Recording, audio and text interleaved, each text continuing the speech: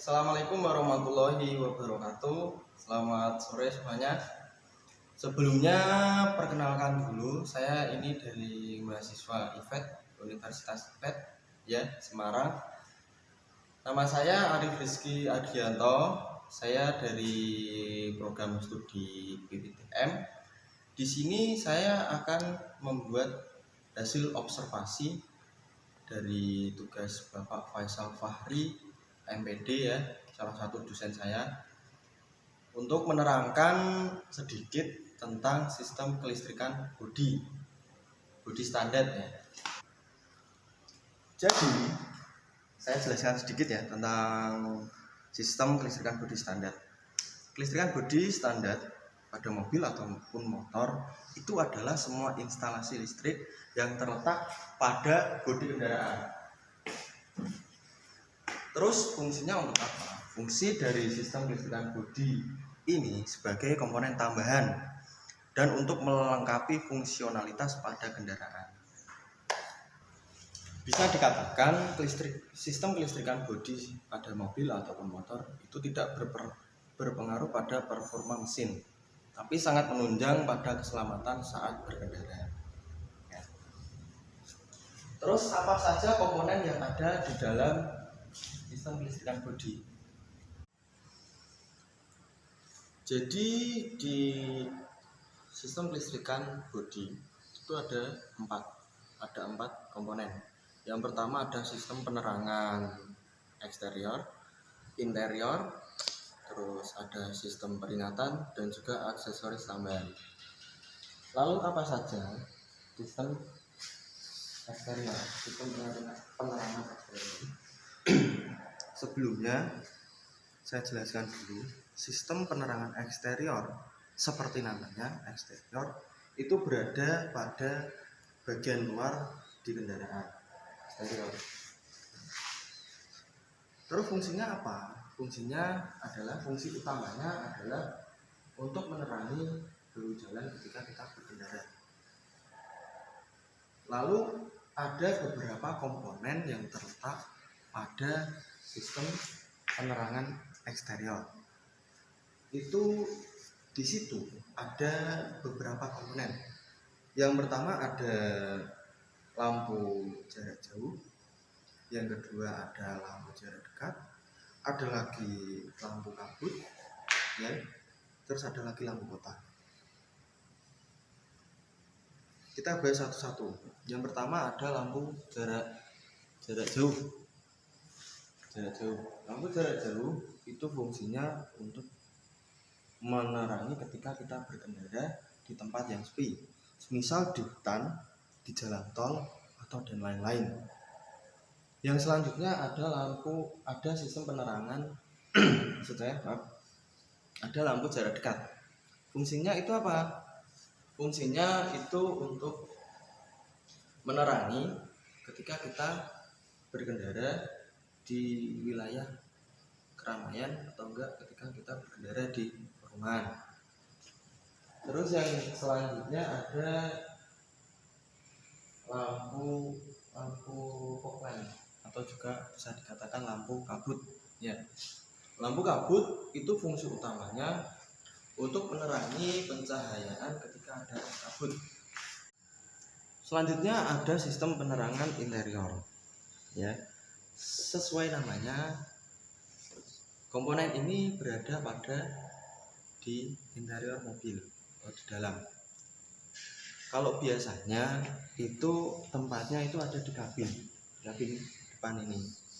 Dan juga sistem penerangan interior ini biasanya itu pencahayaannya tidak terlalu cerah atau biasanya redup.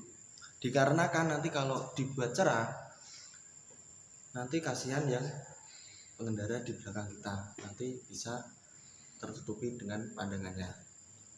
Terus ada juga sistem peringatan ya.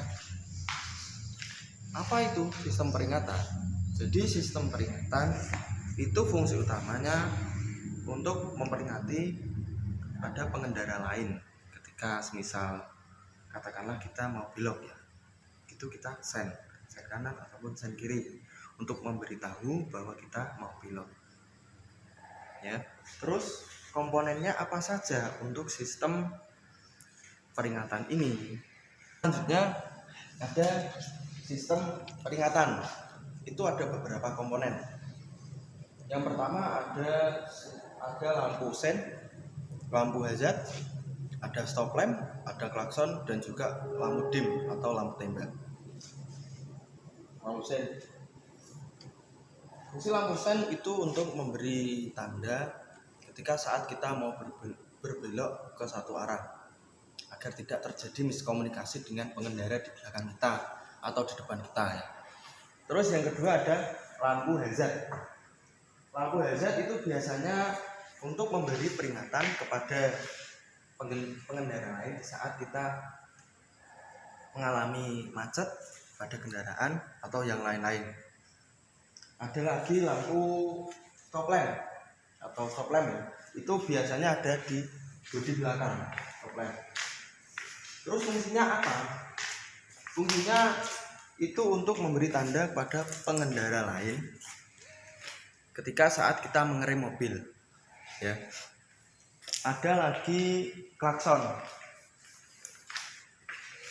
Din tidak bunyi ya. Klakson ini fungsi utamanya adalah untuk memberi tanda kepada pengendara lain ketika kita mau menyalip atau enggak memberitahu pada posisi mobil kita. Ada juga lampu dim atau lampu tembak ya. Itu fungsinya sama seperti dengan klakson. Tapi bedanya kalau klakson itu suara, kalau lampu dim itu cahaya. Terus selanjutnya ada aksesoris tambahan ya. Jadi aksesoris tambahan itu adalah aksesoris atau komponen yang menggunakan listrik, tapi fungsinya itu beda sama penjelasan yang sebelumnya saya jelaskan, seperti sistem penerangan eksterior, interior, dan juga peringatan. Terus di aksesoris tambahan ini ada beberapa komponennya, yaitu ada wiper advisor, ada power window, dan juga ada windows debugger. Ada lain-lain juga ya.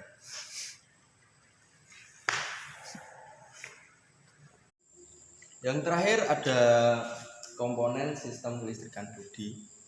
Itu ada beberapa komponen ya. Yang pertama ada acung atau aki ya.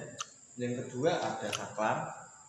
Ketiga ada push and relay. Yang keempat ada beban. Yang kelima adalah wiring atau kabel. Yang pertama kita menuju aki. Ini di sini ada aki. Aki ini fungsinya untuk menyimpan daya sementara yang akan diteruskan ke kelistrikan pada bodi. Yang kedua ada saklar. Nih. Di sini dia berfungsi untuk mengatur skema kapan kelistrikan on dan kapan kelistrikan off. Yang ketiga ada push and relay. Push and relay itu biasanya fungsinya gimana ya? Ini tidak ada di sini ya. Push and relay itu fungsinya untuk mengatur aliran listrik agar tidak terjadinya konsleting.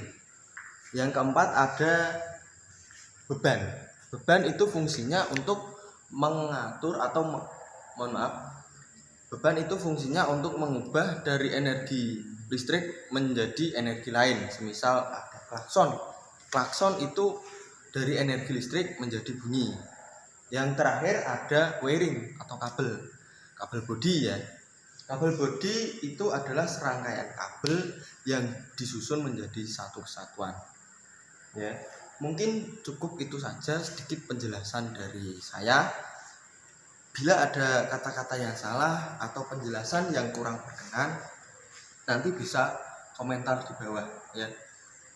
Cukup sekian dan terima kasih. Wassalamualaikum warahmatullahi wabarakatuh. Selamat malam dan sukses.